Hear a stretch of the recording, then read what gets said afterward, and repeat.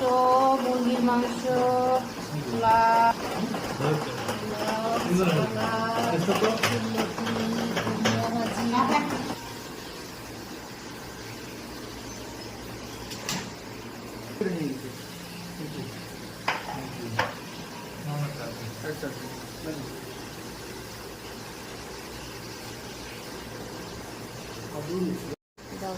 বাপরে আগে উঠে যাচ্ছে কি কুমড়ো শাক আর কি ওদি পোয়া মাছ যে কুমড়ো শাক আর পোয়া মাছ এই যে আমরা ওদি কম কম দেও কত কত দিচ্ছ আমার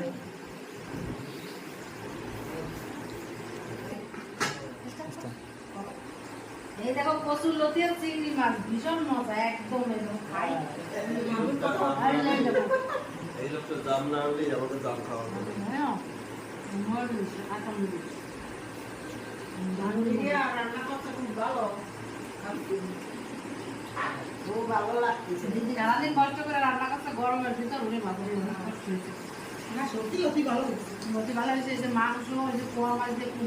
কুমড়ো শাক কচুর লতি চিংড়ি সর্ষে ইলিশ অনেক মজা হয়েছে কুমড়ো ভাজি কত কিছু খাবো রে বাবা দিদি সারাদিন রান্না করতে কাঁচা মরিচ তো একদম সেই